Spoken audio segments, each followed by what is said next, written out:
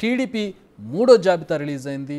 టీడీపీలో ఎంతో కాలంగా పనిచేస్తున్నటువంటి సీనియర్లకు ఈ జాబితాలో కూడా నిరాశ మిగిలింది. టీడీపీ ప్రకటించిన 11 అసెంబ్లీ స్థానాల్లో టీడీపీ పెద్దలకు టికెట్లు దక్కలేదు. ఆలపాటి రాజా, దేవినేని ఉమ, కళా వెంకట్రావును పక్కన పెట్టారు అధినేత. దీంతో ఆ నేతలు తీవ్ర నిరాశలో ఉన్నట్టుగా తెలుస్తోంది. మైలవరం నుంచి దేవినేని ఉమ టికెట్ ఆశిస్తుండగా ఎచ్చెర్ల నుంచి మాజీ మంత్రి కళా వెంకట్రావు సీట్ ఆశిస్తూ ఉన్నారు.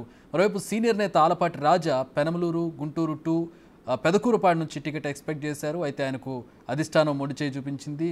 దాంతో ఆయన ఈరోజు సాయంత్రం బహుశా ఆయన కార్యాచరణ ప్రకటించే అవకాశం ఉంది. రైట్, దీనికి సంబంధించి పూర్తి వివరాలు మా ప్రతినిధి మల్లికార్జున్ అడిగి తెలుసుకుందాం. మల్లికార్జున్ జాయిన్ అవుతున్నారు. మల్లికార్జున్, టీడీపీలో సీనియర్ల పరిస్థితి ఏంటంటే మొదటి లిస్ట్ నుంచి కూడా ఇదిగో నెక్స్ట్ లిస్ట్లో ఉంటుంది లేదా ఆ తర్వాత లిస్ట్లో ఉంటుంది అనుకుంటున్నారు. ఎప్పటికప్పుడు వాళ్ళ పేరు కనబడినటువంటి పరిస్థితి. ఆఖరికి దేవినేని ఉమ సోషల్ మీడియా ఆయన ఫాలోవర్స్ కావచ్చు, మరొకరు కావచ్చు, ఏంటి నాకు ఈ విషమ పరీక్ష, నేను హనుమను, మీకు హనుమ లాంటి వాడిని, హనుమకు యుద్ధం ముందేంటి విషమ పరీక్ష అంటూ ఆయన ఫాలోవర్స్ పోస్టులు చేసినటువంటి పరిస్థితి కూడా చూసాం. ఏంటి సీనియర్స్కి ఈ పరిస్థితి టీడీపీలో? ఏంటి నిజంగా సీట్స్ ఇచ్చే పరిస్థితి లేదా? వాళ్ళని బుజ్జగించే పరిస్థితి ఉందా? అసలు వాళ్ళు ఇప్పుడు ఆలపాటి రాజా అయితే వెళ్ళిపోతూ ఉన్నారు, మీరు మిగతా నేతల పరిస్థితి ఏంటి? చక్రీ, సీనియర్లకు సంబంధించి అన్ని సర్వేలు చేసిన తర్వాతే మేము బలమైన అభ్యర్థిని నుంచోబెడుతున్నామంటూ కూడా టీడీపీ అధినేత చంద్రబాబు అయితే ప్రకటించడం జరిగింది. అందులో భాగంగానే ప్రతి నియోజకవర్గం పైన అందరూ ఎవరైతే సీట్లు ఆశిస్తున్న నేతలకు సంబంధించిన పేర్లన్నిటిపైన కూడా ఐవీఆర్ఎస్ ద్వారా కూడా సర్వేలు నిర్వహిస్తూ ఉన్నారు.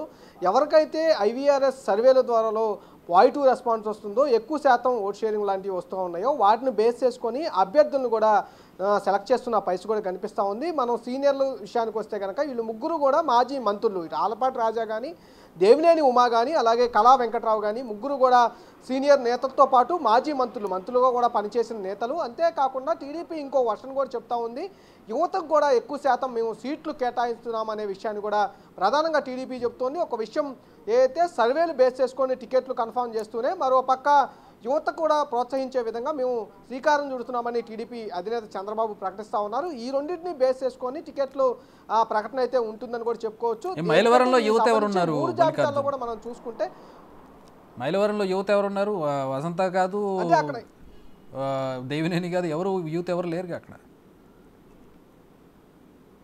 అంటే మొత్తం ఓవరాల్గా ఇప్పటి వరకు ప్రకటించిన సంబంధించిన మొత్తం చూసుకుంటే సీట్లు మొత్తం కూడా యువతకు అధిక ప్రాధాన్యత ఇస్తామని చెప్తా ఉన్నారు. మైలవరం విషయానికి వస్తే కంపల్సరీగా సర్వేని బేస్ చేసుకొని ఇచ్చినట్టుగా కూడా తెలుస్తూ ఉంది. సర్వేలో ఎవరి పేరైతే ఎక్కువ శాతం ఓట్ షేరింగ్ అనేది వాళ్ళకి నమోదవుతూ ఉందో వారికే సీట్లు ఇస్తున్నామని కూడా చెప్పుకోవచ్చు. అంటే యువత కనుక పోటీ పడుతున్న విషయంలో చూసుకుంటే అక్కడ యువతకు ప్రాధాన్యత ఇస్తూ ఉన్నారు. యువత ప్రాధాన్యతతో పాటు ఇటు ఐవీఆర్ఎస్ సర్వేని కూడా ముఖ్యంగా బేస్ చేసుకుంటా ఉన్నారు. ఎందుకంటే 2024 ఎన్నికల్లో కంపల్సరీగా జగన్మోహన్ రెడ్డిని ఓడించి ఈ కూటమి అధికారంలోకి రావాలనే విషయాన్ని కూడా వాళ్ళు పదే చెప్తా ఉన్నారు. ఎక్కడ కూడా ఛాన్స్ తీసుకోకుండా మేము అధికారాన్ని, ప్రభుత్వాన్ని ఏర్పాటు చేయాలని చెప్పి కూడా వాళ్ళు చెబుతున్న పరిస్థితి కనిపిస్తూ ఉంది. అందులో భాగంగానే సీనియర్లు కూడా కాదని ఎవరైతే బలమైన అభ్యర్థి ఉంటా ఉన్నారో ఆ అభ్యర్థినే బరిలోకి దించాలని కూడా పార్టీలు భావిస్తూ ఉన్నాయి. టీడీపీ దానికి సంబంధించిన కసరత్తును కూడా పూర్తి స్థాయిలో 2-3 నెలల నుంచి దాదాపుకి ఈ అభ్యర్థులకు సంబంధించిన కసరత్తును కూడా పూర్తి చేసింది. దానికి సంబంధించి ఇప్పటివరకు 3 జాబితాలను విడుదల చేసింది.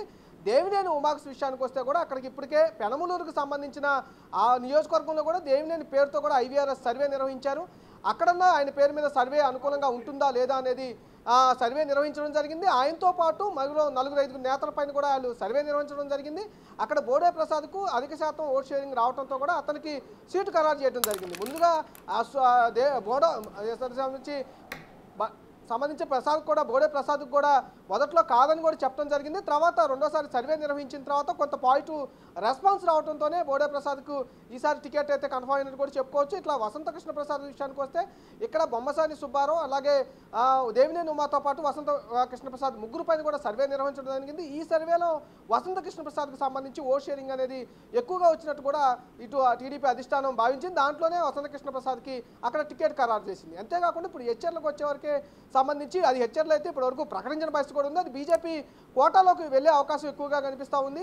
దానికోసమే కళా వెంకట్రావుకి అక్కడ సీట్ అనేది ఖరారు కాలేదు. ఆ నియోజకవర్గానికి అభ్యర్థిని కూడా ఇప్పటి వరకు ప్రకటించిన పరిస్థితి. అయితే దీని అన్నిటి మీద కూడా టీడీపీ అధినేత చంద్రబాబు కంపల్సరీగా పిలిచి మాట్లాడుతూ ఉన్నారు, బుజ్జగిస్తున్న పరిస్థితి కూడా ఉంది. ఇటు ఆలపాటి రాజా విషయానికి వస్తే 2 సార్లు ఆలపాటి రాజాను కూడా పిలిపించడం జరిగింది. చంద్రబాబు మాట్లాడడం జరిగింది. అంటే చంద్రబాబు మాట్లాడే విషయంలో కూడా చాలా బుజ్జగించే పరిణమిస్తూ ఉన్నారు. అంతేకాకుండా కొన్ని సంబంధించిన హామీలు కూడా ఇస్తూ ఉన్నారు. ప్రధానంగా మనం సంబంధించిన దేవినేని ఉమా విషయానికి వస్తే ఆయనకి ఎమ్మెల్సీ ఇచ్చి మంత్రి ఇస్తారనే హామీ కూడా ఇచ్చినట్టుగా కూడా మనకు కొంత సమాచారం ఉంటుంది. ఆలపాటి రాజా విషయానికి వస్తే మటుకి కంపల్సరీగా ఇంకోసారైనా టికెట్ అకౌంట్ చేస్తామనే హామీ అయితే లభించింది. కానీ ఆయన దాదాపుగా పెనమలూరు నియోజకవర్గం కానీ, అలాగే గుంటూరు 2 కానీ, అలాగే పెదకూరుపాడు విషయంలో 3 సార్లు కూడా ఎక్కడ టికెట్ ఇచ్చినా పోటీ చేస్తానని కూడా ఆయన చెప్పడం జరిగింది. కానీ ఈ 3 నియోజకవర్గాల్లో కూడా ఆయన ఎక్కడా టికెట్ రాని పరిస్థితి అయితే కనిపించింది. దీనికి సంబంధించి ఆయన కార్యకర్తలతో కూడా సమావేశం నిర్వహిస్తూ ఉన్నారు. ఆయన భవిష్యత్ కార్యాచరణ ఎలా ఉండబోతుంది అనేది ఆయన నోటే వినాల్సిన పరిస్థితి కూడా ఉంది. ఎందుకంటే ఆయన టీడీపీకి చాలా సీనియర్ నేత, ఎప్పటి నుంచో టీడీపీకే ఆయన అంటిపెట్టుకొని పనిచేస్తున్న పరిస్థితి కూడా ఉంది.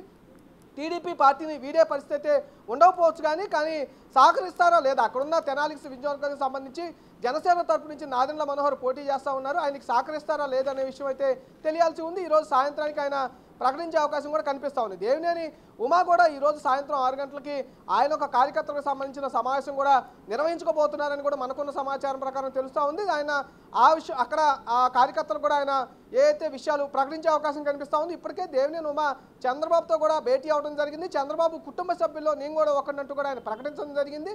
చంద్రబాబు ఏ నిర్ణయం తీసుకున్నా నేను కంపల్సరీగా సపోర్ట్ చేస్తానంటూ కూడా దేవినేని ప్రకటించడం జరిగింది. ఇటు కళా వెంకట్రావు కూడా చంద్రబాబుతో మీటింగ్ అయిన తర్వాత నేను సంతృప్తికరంగా ఉన్నాను, కంపల్సరీగా చంద్రబాబు ఏ నిర్ణయం తీసుకున్నా నేను మద్దతిస్తానంటూ కూడా కళా వెంకట్రావు ప్రకటించడం జరిగింది. అయితే ముగ్గురు సీనియర్లకు కూడా టికెట్ రాకపోవడం కొత్త వాళ్ళలో అసంతృప్తి అయితే ఉంది, కానీ కంపల్సరీగా పార్టీకి అయితే పనిచేసే అవకాశం కనిపిస్తూ ఉంది. చక్రి.